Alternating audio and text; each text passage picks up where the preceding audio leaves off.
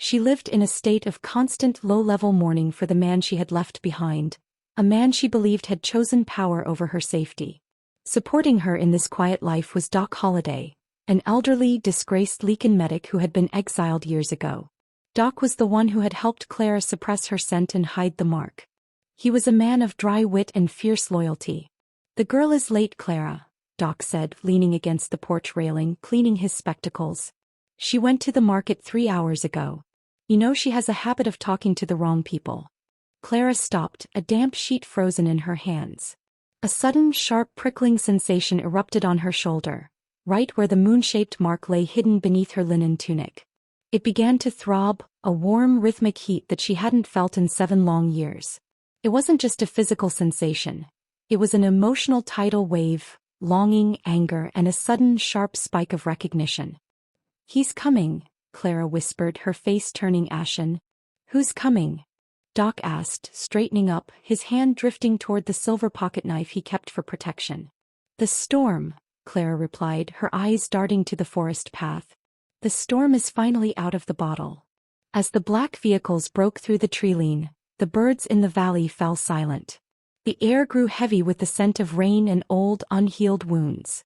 Jack stepped out of the car before it had even fully stopped, his boots hitting the dirt with the weight of a returning conqueror. He saw her then. Standing by the clothesline, her hair wind-swept, looking older, sharper, but unmistakably the woman who held the other half of his soul. The mark on his neck was now glowing so fiercely it was visible through his collar, casting a blue light against his jaw.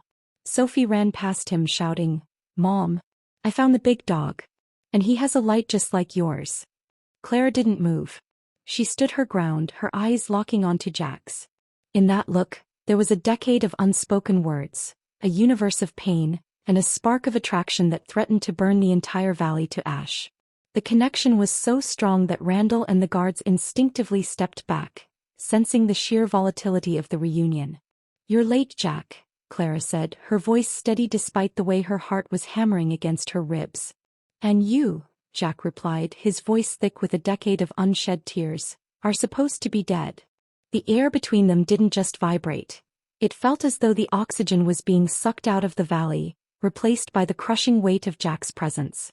For a heartbeat, the only sound was the snapping of the damp sheets in the wind. Jack Torrance took a step forward and instinctively Doc Holliday shifted, his hand tightening on the porch railing. "Stand down, old man," Randall McMurphy cautioned, his own hand hovering near his side. The tension was a living thing, a wire pulled so taut it was humming. "I died the day the palace burned, Jack," Clara Oswald, or Bella as his heart cried out, said, her voice like velvet-wrapped steel.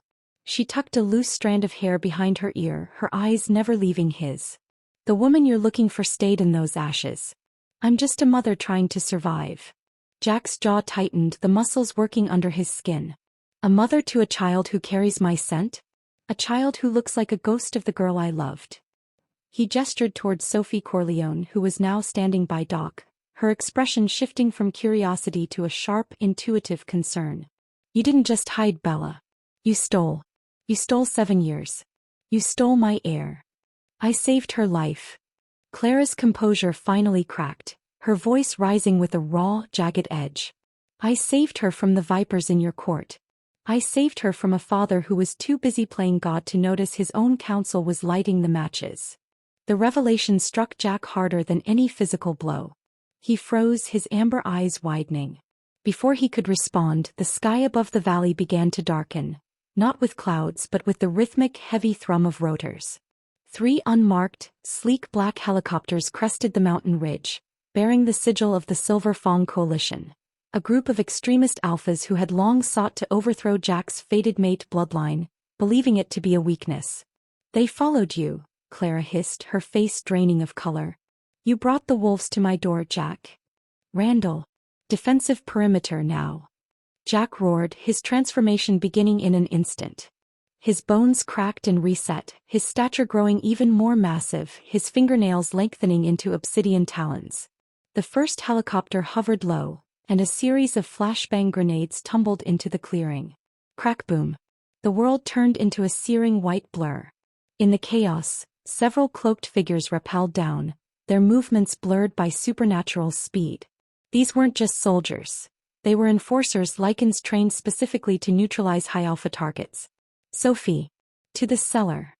Doc Holliday yelled, grabbing the girl's arm, but a shockwave from a secondary blast threw them both toward the cottage porch. Through the smoke, a tall, lithe figure emerged, wearing a mask of cold porcelain. The lead assassin didn't aim for Jack. He aimed for the smallest target. He lunged toward Sophie with a silver-tipped net. No! Clara screamed.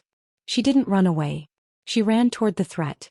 As she moved, the moon mark on her shoulder tore through the fabric of her tunic, glowing with a blinding ethereal radiance that matched the pulse on Jack's neck. For a split second, time seemed to slow. A shockwave of pure lunar energy erupted from Clara, a power that shouldn't have been possible for a lost Luna. It threw the assassin back 20 feet, slamming him into a silver-leaf tree. Jack didn't hesitate. He launched himself like a heat-seeking missile, his claws finding the throat of the next attacker. The violence was swift and brutal. But as he stood over the downed enforcer, he saw the second twist. A red dot was dancing on Clara's chest. A sniper was positioned on the ridge. Get down. Jack lunged, wrapping his massive body around Clara and Sophie, shielding them with his own back just as a heavy-caliber silver round whistled through the air. The bullet didn't hit Clara. It tore through Jack's shoulder, the silver sizzling against his skin like a hot iron. He let out a guttural roar of agony, falling to one knee, but he didn't let go of them. Jack! Clara cried out, her hands instinctively flying to his wounded shoulder, her fingers staining red. The touch sent a jolt of electricity through both of them, a bond reforged in blood. The helicopters began to circle back for a second pass, their side-mounted guns swiveling. They weren't there to capture. They were there to sanitize the mistake of the king's past. We have to go, Randall yelled over the roar of the engines firing back at the ridge. The whole valley is burned. There's more of them coming. Jack looked up at Clara, his face a mask of pain and predatory resolve. You can hate me for the rest of eternity, Bella. But today you come with me. Or we all die in this dirt. Clara looked at her crying daughter, then at the man bleeding for them, and then at the burning ruins of the life she had spent 7 years building. She realized the sanctuary was gone. The secret was out. And the only way to protect her daughter was to step back into the lion's den she had worked so hard to escape. Fine, she whispered, her eyes hardening with a fire that matched the king's. But if you ever call me Bella again, I'll finish what that sniper started. The transition from the peaceful Mist Valley to the cold, fortified walls of the Iron Ridge Palace was a blur of high-speed chases and the metallic scent of Jack's blood. The royal convoy moved like a shadow through the mountain passes, but the silence inside the armored transport was more deafening than the helicopters had been. Jack Torrance sat with his jaw clenched, refusing the sedatives Doc Holliday offered for the silver-induced fever burning through his veins. His eyes were fixed on Clara Oswald, who sat as far from him as the cabin allowed, clutching a sleeping Sophie Corleone to her chest. You're losing too much blood, Jack, Doc muttered, his hands steady despite the swaying of the vehicle. Silver isn't like a lead slug. It's a parasite. It's looking for your heart. Let it look, Jack rasped, his gaze never wavering from Clara. I've survived worse. Have you? Clara's voice was a jagged glass edge. She looked at the opulent interior of the transport. The leather, the integrated tech, the symbols of a power she loathed. You look like a king who has forgotten how to be a person. You brought war to my daughter's home today. Do you have any idea what you've done to her world? I saved her life, Jack countered, a flash of amber returning to his eyes. You ended her peace. Clara shot back. There is a difference. The tension escalated the moment they breached the palace gates. Instead of a triumphant return, they were met by the Alpha Council, a group of 7 elder Lycans led by the calculating Lester Burnham. They stood in the courtyard, their faces etched with a mixture of shock and opportunistic greed. The news of the Moonmark child had traveled faster than the convoy. Your Majesty, Lester said, his voice dripping with false concern as Jack stepped out, leaning heavily on Randall McMurphy. We heard of the skirmish. And of this discovery. Surely you don't intend to bring a human-raised stray and her mother into the inner sanctum without a full blood cleansing and interrogation. Jack straightened, his presence expanding until the council members instinctively lowered their gazes. This stray is my daughter. And the woman is your Luna. If any of you speak of an interrogation again, I will have your tongues for the palace hounds. He moved Clara and Sophie into the high-security north wing, a place of marble and silk that felt like a gilded cage. For the next 3 days the palace became a pressure cooker. Jack tried to bridge the gap, bringing Sophie small gifts, a carved wooden wolf, a jar of rare mountain honey, but Clara stood like a sentry at the door. Every interaction was a battle. "She likes the honey," Clara said one evening, standing on the balcony as the moon rose. Jack was standing a few feet away, his arm in a black sling. "But she asks why we can't go home. How do I tell a 6-year-old that her home was burned by people who hate her father?" "Stay with me, Bella." "Clara," Jack corrected himself, the name feeling like a bruise. "The council is looking for a reason to declare me unfit. They think my obsession with my lost mate has made me weak. If they see us together as a family, it solidifies the bloodline. It stops the coup before it starts. Is that all we are? A political maneuver?" Clara stepped closer, the scent of jasmine and rain hitting Jack's senses like a physical blow. The moon mark on her shoulder began to pulse through her silk robe, a rhythmic blue light that called to the one on his neck. "I left because I saw what this crown was doing to you. You were becoming cold. You were starting to see people as chess pieces. And now, 7 years later, the first thing you talk about is solidifying the bloodline? I am trying to keep you alive." Jack roared, stepping into her space. The proximity was electric. The anger in his eyes softened into a desperate, raw longing. "Every night for 7 years I felt a void where my soul used to be. I thought I was going mad. And then I hear a child, a tiny, beautiful child, tell me her mother has my mark. Do you have any idea what that did to me?" His hand reached out, his fingers ghosting over her cheek. For a second Clara leaned into it, a sob catching in her throat. The old attraction, the fated bond that defied logic and time, flared between them. But she pulled away just as quickly. "You don't get to do that," she whispered. "You don't get to use the bond to skip the pain you caused." As the days passed, mystery began to cloud the palace.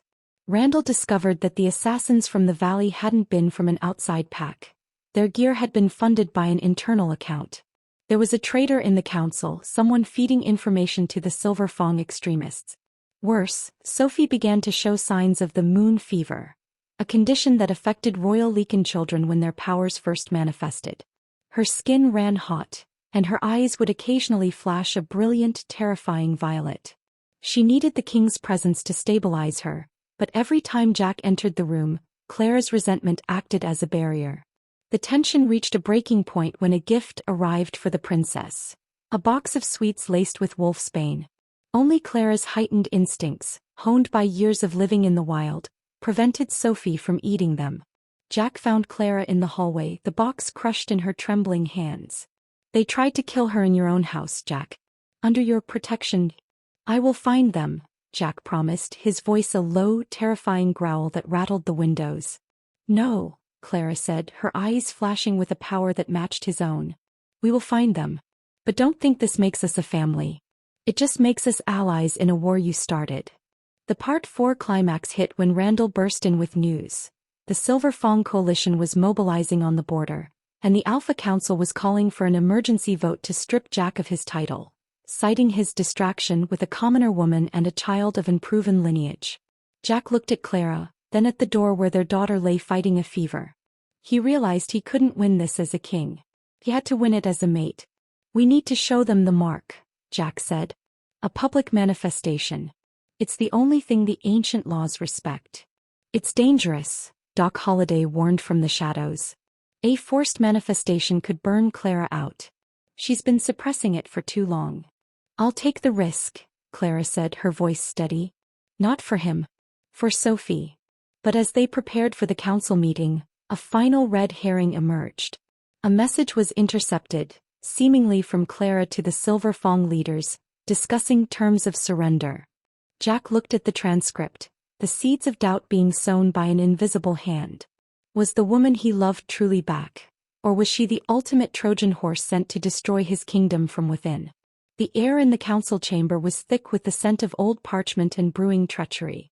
Jack Torrance stood at the head of the long obsidian table, his hand resting on the hilt of a ceremonial dagger, while Lester Burnham paced the floor like a vulture circling a dying beast. Clara Oswald stood by the heavy oak doors, her posture rigid, feeling the weight of 100 judgmental eyes. "The evidence is damning, Jack," Lester sneered, tossing the intercepted transcripts onto the table. "While you were busy playing family man with this woman, she was negotiating the sale of our border coordinates to the Silver Fang extremists. She isn't your Luna, she's their spy." Jack's eyes flickered to Clara. The doubt was a physical weight in his chest, a cold poison that rivaled the silver still lingering in his system. "Is this true?" he asked, his voice a low, dangerous vibration. Claire didn't flinch. "I don't even know how to use a long-range transmitter, Jack. I've spent 7 years growing potatoes and raising a child. When would I have time to plot a coup?" "The transcripts are encrypted with a code only known to the Royal Inner Circle," Randall McMurphy added, his face pale as he looked at the documents. "Whoever sent these wanted it to look like it came from Clara's quarters." Suddenly the heavy doors burst open. Doc Holliday stumbled in, his face bruised and his lab coat torn. "Jack, it's not Clara. It was never Clara." "Doc, what happened?" Jack moved toward him, but Lester stepped in the way. "The girl," Doc wheezed, clutching his side. "I was checking Sophie's blood for the moon fever. But I found something else. She isn't just reacting to the king's presence. She's being drained." The room went silent. Clara pushed past the guards, her heart hammering. "What do you mean, drained?" "The moon mark isn't just a sign of the fated," Doc explained, his voice trembling with a mixture of rage and fear. "In a royal child, it's a reservoir of pure celestial energy. Someone has been using a resonance device hidden in the north wing to siphon Sophie's power. That's why she's sick. That's why the intercepted messages were sent from her room. The device used her unique frequency to broadcast." Jack's amber eyes turned a terrifying abyssal black. He turned toward Lester, but the councilman was already backing away, a smug, horrific grin spreading across his face. "It's too late, Jack," Lester laughed, a sound like dry bones rattling. "The energy has already been transferred. The Silver Fang don't need to invade. They've already built their own king."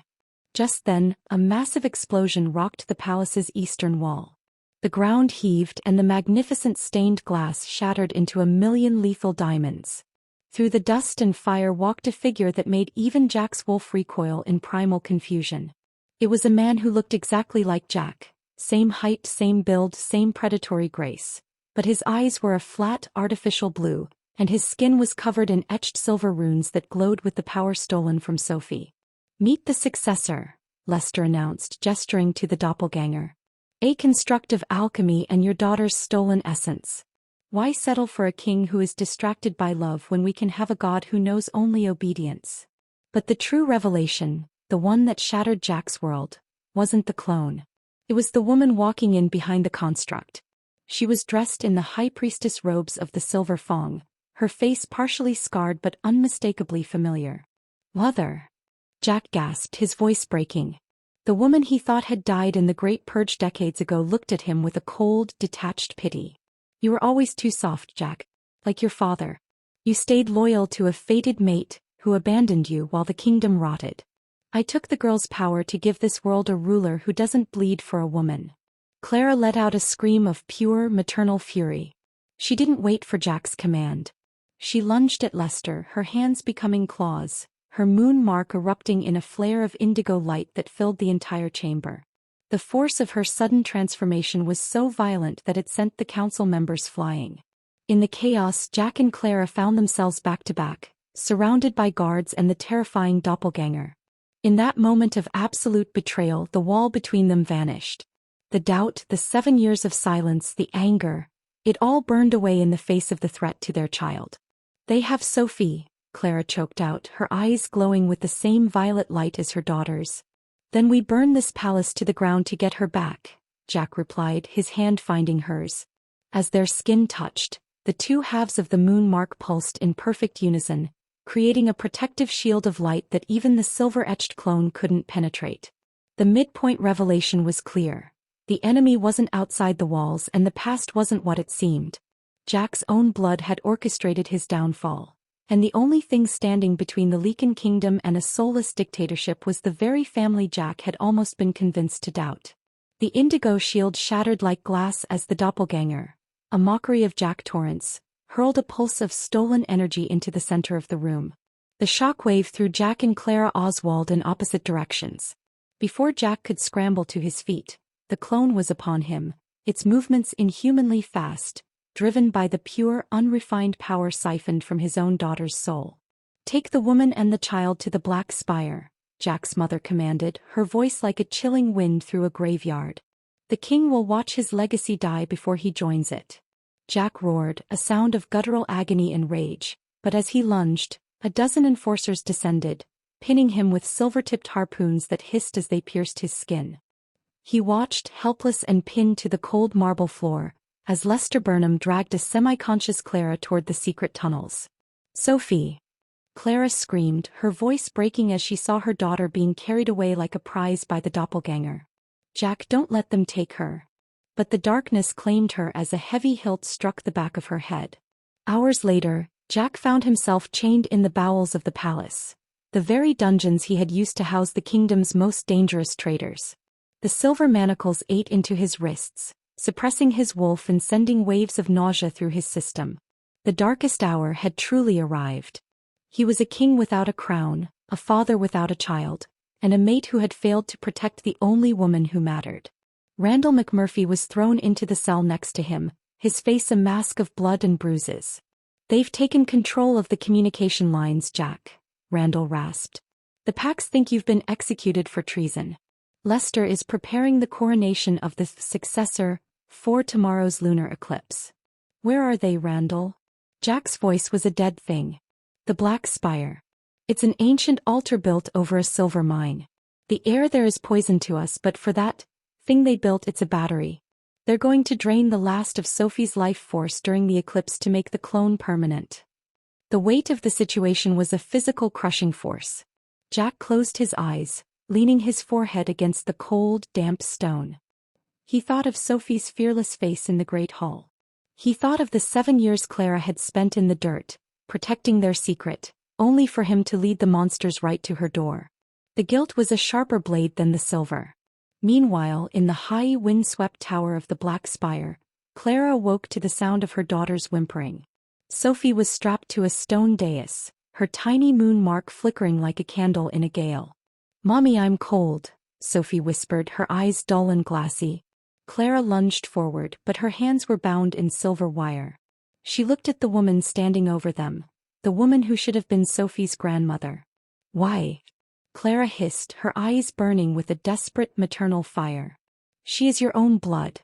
"Blood is a weakness," the Queen Mother replied, not even looking up from her ancient texts. "I saw what love did to my husband. I saw what it did to Jack. It made them hesitate. It made them merciful. The Lycan race doesn't need a father. It needs a force of nature. Your daughter is merely the fuel for that fire." "You're a monster," Clara spat. "I am a survivor," the woman replied. "And soon, you will be nothing but a footnote in the history of a perfect empire." Back in the dungeon, Jack felt the bond with Clara stretching, thinning, until it felt like a thread about to snap. He knew that if she died, he would follow. But as the despair threatened to swallow him, he felt a small, dry hand on his shoulder. Doc Holliday had crawled through the ventilation shafts, his clothes tattered but his eyes sharp. "I can't get the chains off, Jack. The silver is too pure." "Then leave me, Doc," Jack groaned. "Get out while you can." "No," Doc said, pulling a small glowing vial from his pocket. "I couldn't stop them from taking Sophie. But I spent my life studying the moon mark. It's not just a battery, Jack. It's a bridge. If you can stop trying to be a king and start being a mate, you don't need to break the chains. You just need to reach her." "How?" "The bond isn't in your wrists, boy. It's in your blood. Call to her. Not with your voice but with the mark. If you two can sync your heartbeats, the resonance will blow every silver lock in this palace." But as Jack tried to focus, he heard the first toll of the eclipse bell. The darkness was moving across the moon. The ritual had begun. He felt Sophie's life force begin to ebb away, a cold void opening in his chest. For the first time in his life, the Lycan King felt truly, utterly alone. The situation appeared hopeless. The army was turned against him, the woman he loved was at the mercy of a madwoman, and his daughter was dying to power a machine of war. "I can't feel them, Doc," Jack whispered, a single tear tracking through the dirt on his face. I can't feel the light anymore. The first sliver of the moon vanished behind the earth's shadow, and a cold, unnatural twilight fell over the black spire. Inside the dungeon, Jack Torrance slumped against the wall, his heartbeat slowing. The silver in his veins felt like liquid lead, dragging him toward a permanent sleep. But as the silence of the tomb threatened to claim him, a faint rhythmic pulsing began to echo in the marrow of his bones. It wasn't his own heart. It was a call, a jagged, desperate cry of a soul refusing to be extinguished. High above in the spire, Clara Oswald felt the silver wire cutting into her skin, but she ignored the pain. She closed her eyes, blocking out the sight of the Queen Mother and the looming doppelganger. She focused entirely on the heat of the mark on her shoulder. She remembered the way Jack had looked at her in the valley, the raw, unfiltered vulnerability in his amber eyes. "Jack," she whispered into the mental void. "If you can hear me, don't be a king. Be the man who promised to keep the storm in a bottle. Be the father she thinks you are." In the dungeon, Jack's eyes snapped open. The amber was gone, replaced by a violet flame that mirrored his daughter's. He didn't fight the chains, he leaned into the connection. He felt Clara's defiance, her love, and her absolute belief in him. The two halves of the moon mark, separated by miles of stone and years of silence, finally found the same frequency. The air in the cell began to hum. Doc Holliday scrambled back as the silver manacles began to glow a bright, blinding indigo. "That's it, Jack," Doc shouted. "The resonance. Feed the bond." Jack let out a roar that wasn't a sound of pain but of liberation. The indigo light grew so intense that the silver mine beneath the palace reacted, the veins of or pulsing in sympathy. With a sound like a lightning strike, the manacles shattered, not just breaking but vaporizing into fine metallic dust. "Randall, get up," Jack yelled, tearing the door off its hinges with a strength that was no longer just physical but celestial. He pulled Randall McMurphy from the adjacent cell, the general staring in awe at the aura of light surrounding the king. "The guards, Jack, the whole battalion is outside," Randall cautioned. "Let them come," Jack replied. "I'm done hiding." As they emerged into the courtyard, the soldiers raised their weapons, but they hesitated. The man standing before them wasn't the cold tyrant they feared. He was a beacon of the ancient law. The moon mark on his neck was radiating a light so pure it exposed the shadows of the traitors among them. "Your king is a construct of stolen blood," Jack's voice thundered, carrying to the furthest walls of the palace. "The true bloodline is in the spire. Who among you stands with the crown and who stands with a puppet?" One by one, the soldiers lowered their spears, kneeling as the realization of the Queen Mother's heresy set in. Back in the spire, the ritual reached its crescendo. The doppelganger's hand was inches from Sophie's chest, ready to take the final spark. But Clara's eyes flew open, glowing with a power she had suppressed since childhood. "You forgot one thing," Clara said to the Queen Mother, her voice echoing with the strength of 100 lunas. "The moon mark isn't just a reservoir. It's a gate." At that exact moment, the heavy doors of the spire were blown inward. Jack stepped through the smoke, his hand outstretched. Clara reached out her own, and as their eyes met across the room, the bond snapped into place with the force of a supernova. The turning point was no longer just a shift in the battle. It was a reunion of the soul. The darkness of the eclipse was countered by a pillar of indigo light that erupted from the center of the room, uniting Jack, Clara, and Sophie in a single unbreakable circuit. The doppelganger shrieked as the stolen energy was forcibly yanked back toward its rightful owner. The silver runes on its skin began to crack and peel.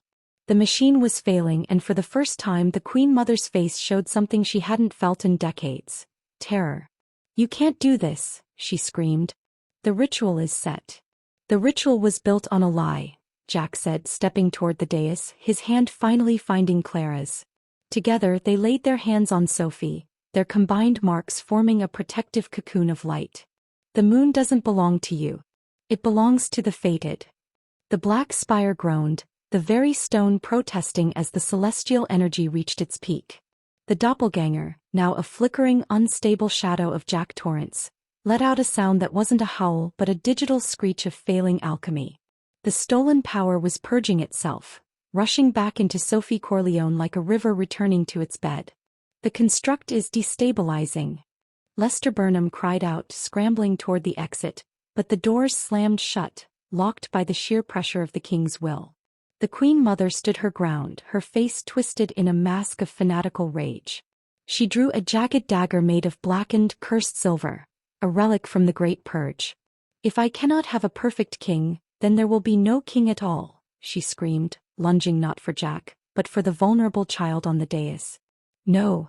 Clara Oswald didn't think. She didn't hesitate. She threw herself in front of her daughter, her arms spread wide. Time seemed to dilate. Jack saw the blade descending, saw the woman who had sacrificed everything to protect their secret now prepared to sacrifice her life. In that split second, the king and the wolf became one, not as a monster but as a protector. He moved with a speed that defied the laws of physics, his hand catching the Queen Mother's wrist just inches from Clara's throat.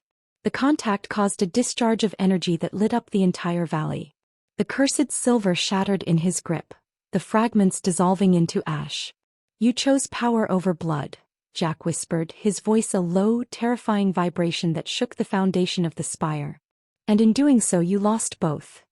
With a roar of pure, authoritative power, Jack unleashed the full weight of his alpha aura. It wasn't an attack of claws. It was a spiritual expulsion. The Queen Mother was thrown back against the wall, the dark magic that had sustained her youth withering away in the light of the true moon mark. She slumped to the floor, a frail, broken woman finally facing the weight of her centuries of coldness. The doppelganger let out one final haunting cry as its form dissolved into a cloud of silver dust, drifting away on the mountain wind. The successor was gone, leaving only the true family standing in the center of the ruins. But the danger wasn't over. The spire, built on the resonance of the silver mine, was beginning to collapse. "The mine is reacting to the discharge," Randall McMurphy yelled, shielding his head as massive obsidian blocks fell from the ceiling. "We have to move now." Jack scooped Sophie into one arm, his other hand gripping Clara's waist. He looked at Lester Burnham, who was trapped under a fallen pillar, his eyes wide with terror. "Help me," Lester begged. Jack looked at him, the man who had tried to poison his daughter and steal his throne. For a moment the old, brutal king flared in Jack's eyes. But then he felt Clara's hand on his arm, a gentle, grounding pressure. He looked at Sophie, who was finally opening her eyes, the violet glow fading into a soft, healthy amber. "He faces the law," Jack said to Randall. "Not my shadow." Randall nodded, pulling Lester from the rubble as they raced for the exit. They cleared the threshold of the spire just as the ancient tower imploded, a pillar of dust and silver light rising into the night sky, signaling to the entire Lycan kingdom that the old era of secrecy and betrayal had been buried. As they reached the plateau, the thousands of soldiers and commoners who had gathered below fell into a profound, ringing silence. They saw their king wounded and bloodied but standing taller than he ever had. And beside him stood a woman who radiated the strength of the moon itself, holding the child who was the living bridge to their future. Jack didn't go to the palace balcony. He didn't call for an execution or a feast. Instead, he knelt on the cold mountain earth, bringing Clara and Sophie into a single crushing embrace. For the first time in 7 years, the storm in the bottle was still. The central mystery was solved. The traitors were exposed, the past was reclaimed, and the moon mark was no longer a secret to be feared, but a light to be followed. The victory was absolute, but the true emotional payoff was found in the quiet, shaking breath Jack hitched into Clara's neck. "I have you," he whispered, the words intended only for her. "I finally have you both." The morning sun crested over the iron ridge, painting the jagged peaks in hues of bruised violet and liquid gold. The palace was no longer a fortress of shadows. The heavy drapes had been torn down, and the air felt light, scrubbed clean by the residual energy of the celestial event. Jack Torrance stood on the balcony overlooking the Valley of Mists, his arm draped protectively around Clara Oswald. The silence between them was no longer filled with the static of old wounds or the weight of secrets. It was a profound, humming peace. Sophie Corleone was playing in the gardens below, her laughter carrying up to them like bells in the crisp mountain air. She was healthy, her violet-amber eyes bright with the curiosity of a child who no longer had to hide. Randall McMurphy stood a respectful distance away, his usual grim expression replaced by a look of weary, hard-won contentment. The council had been purged of the extremists, and the new laws of transparency and protection, were already being drafted. "I was so afraid," Clara whispered, her head resting against Jack's shoulder. She watched her daughter chase a butterfly through the dew-kissed grass. "I was afraid that if I came back the crown would swallow us whole. That you would prioritize the kingdom over us again." Jack turned, his amber eyes softened by a warmth that had been absent for nearly a decade. He reached up, his thumb tracing the jagged, beautiful lines of the moon mark on her shoulder. The mark that had survived the fire, the exile, and the betrayal. "The kingdom is just stone and policy, Clara," he said, his voice steady and resolute. "You and Sophie, you are the life. I spent 7 years building a wall to keep my enemies out, only to realize I had locked my soul on the other side. I am not the king who rules for the sake of the crown anymore. I am the man who rules so that our daughter never has to fear the shadows again." Clara looked at him, searching his face for the ghost of the man who had pushed her away, but she found only a reflection of her own truth. She smiled, a genuine, radiant expression that transformed her entire countenance. The trauma of the Black Spire and the years of survival in the wild seemed to melt away, leaving behind the woman who had once loved a man fiercely enough to defy destiny itself. "We have so much to fix," she noted, looking out at the rebuilding effort in the valley. "We have the rest of our lives to fix it," Jack replied, leaning down to press a lingering, sacred kiss to her forehead. The transition to their new life was not an overnight miracle, but it was a journey they undertook together. They moved the royal residence to the edge of the valley, close to the silverleaf trees where Clara had taught Sophie how to listen to the wind. The fated bond was no longer a political tool to be exploited by the council. It was the foundation of a new era of Lycan leadership, one rooted in empathy, strength, and an unbreakable family unit. As the afternoon shadows lengthened, Sophie ran back toward the balcony, her hair wild and her face smeared with grass stains. She stopped at the bottom of the stairs, looking up at her parents with a look of pure, innocent joy. "Mom, Dad," she shouted, waving a handful of wildflowers. "The big wolf is waiting." Jack laughed, a sound that startled the guards but made Clara's heart soar. He looked at his wife, then walked down the stairs to meet his daughter. He knelt, scooping Sophie up into his arms, and then took Clara's hand. The three of them walked toward the forest, leaving the trappings of the throne behind for the simple, beautiful reality of a life reclaimed. The Lycan kingdom would thrive, not because it was ruled by an iron fist, but because its king finally understood that the greatest power was not in the command of an army, but in the protection of a home. And as the moon rose that evening, not a threat, not a harbinger of war, but a gentle, familiar light, it illuminated a path for them all. The curse was broken. The family was whole. And for the first time in a long, long time, there was only the promise of a peaceful, love-filled future. Thank you so much for joining us on this emotional journey through the peaks and shadows of the Iron Ridge. Seeing Jack and Clara finally find their way back to each other, and to their daughter, reminds us all that no matter how deep the betrayal or how dark the night, love has a way of finding its way home. If you loved this story as much as I did, please leave a comment down below and tell me, what was your favorite part of Jack and Clara's reunion? I'd love to hear your thoughts. And don't forget to subscribe to the channel and hit that notification bell so you never miss another epic adventure. Your support truly means the world to me. Until next time, stay brave, stay kind, and remember, your own light is enough to guide you through any storm. The heavy iron doors of the great hall groaned, a sound like a dying beast as they swung open to admit the freezing mountain air. Inside, the atmosphere was even colder. A little damsel told the Lycan King, "My mom has the same moon mark."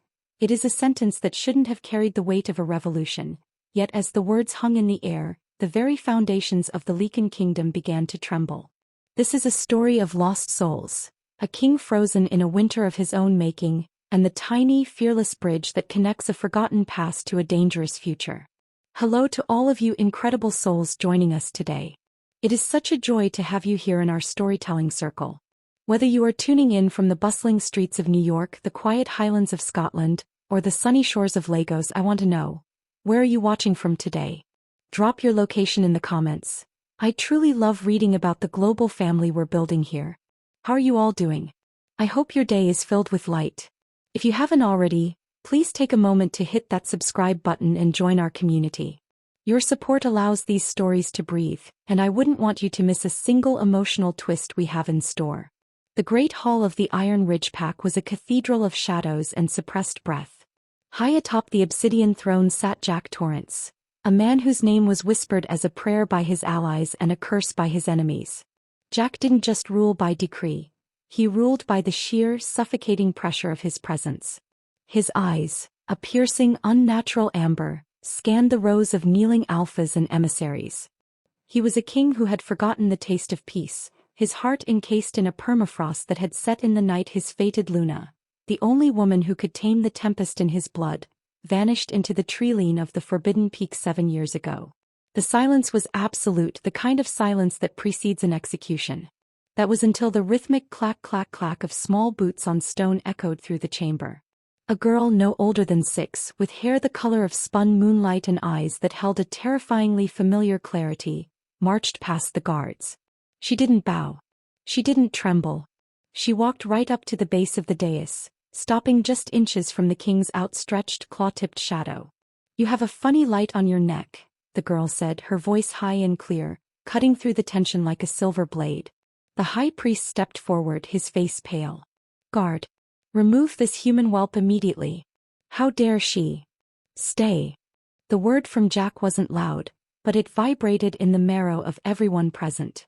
Jack leaned forward, his massive frame casting the child in darkness. On the side of his neck, a birthmark in the shape of a waning crescent moon began to pulse with a faint, rhythmic indigo light. It was a mark of sovereignty, a mark that had remained dull and dormant for nearly a decade.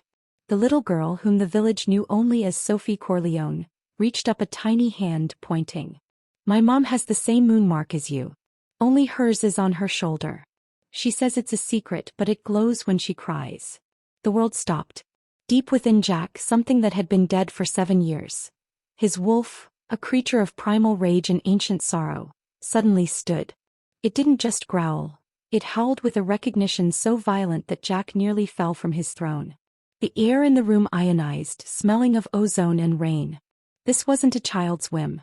This was a beacon. The moon mark was a unique celestial fingerprint. It only existed in pairs. It was the mark of the fated. Jack's hand shook as he reached out, not to strike but to steady himself. If the mark lived, then she lived. And if she lived, why had she stayed hidden in the shadows while he burned the world down looking for her? "Where?" Jack rasped, his voice cracking with a vulnerability that terrified his court more than his anger ever could. "Is your mother, Sophie?" The girl tilted her head, unimpressed by his royal stature. "In the valley. But she told me never to talk to big dogs." The question that burned through Jack's mind wasn't just where she was, but who she had become. Was this child, with her defiant gaze and familiar scent of pine and honey, the living proof of a betrayal or the key to his salvation? The hunt was no longer for a ghost. It was for a woman who had raised a princess in a hovel, and Jack Torrance was prepared to tear the kingdom apart to find out why. The journey to the valley was not a royal procession. It was a desperate, silent race against the setting sun. Jack Torrance sat in the back of a darkened armored vehicle, his eyes fixed on the small girl sitting opposite him.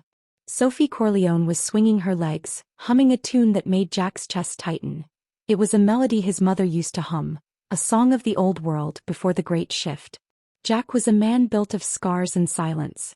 To the world, he was the Lycan King, a monolith of power who had stabilized the warring packs through sheer brutality. But inside he was a hollowed-out shell. His deepest fear wasn't losing his throne. It was the realization that he was becoming the monster his enemies claimed he was. Without his Luna, the beast part of his dual nature was winning, slowly eroding the man until only the predator remained. He looked at Sophie and saw a reflection of a life he had written off as an impossibility. "Why are you looking at me like that, Mr. King?" Sophie asked, popping a blueberry into her mouth from a small pouch. "I'm trying to see her in you," Jack admitted, his voice barely a whisper. "Everyone says I look like her," Sophie shrugged.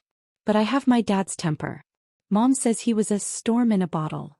I think that means he was grumpy." Jack's breath hitched. A storm in a bottle. That was what Bella Swan, his Bella, had called him during their one summer in the high meadows before the coronation, before the blood. Accompanying them was Randall McMurphy, Jack's most trusted general and childhood friend. Randall was the only one who dared to speak the truth to the king. He watched the interaction with a mix of hope and profound dread. He knew the political landscape better than anyone. If word got out that the king's fated mate was alive and living as a commoner, or worse that she had hidden a royal heir, the disgruntled Alpha Council would use it as grounds for a coup. "Jack," Randall murmured, leaning in so the child wouldn't hear. "If this is her, if she's been alive this whole time and didn't come to you, you have to be prepared for the why. The council is already restless. They want you to take a consort from the South Pack to solidify the border." "I will kill any man who suggests a consort while my Luna draws breath," Jack growled, his amber eyes flashing. Meanwhile, deep in the verdant shadows of the Mist Valley, a woman known to the villagers as Clara Oswald, though the name felt like a heavy coat she didn't want to wear, was hanging laundry. Her movements were fluid and efficient, the grace of a hunter disguised as a peasant. She lived in a small stone cottage surrounded by silverleaf trees that masked her scent from passing wolves. Claire was a woman of secrets. Her deepest desire was simple: peace. She wanted Sophie to grow up without the weight of a crown or the target of a lineage on her back. But her deepest fear kept her awake at night, the fear that the mark on her shoulder would one day flare bright enough to be seen from the palace.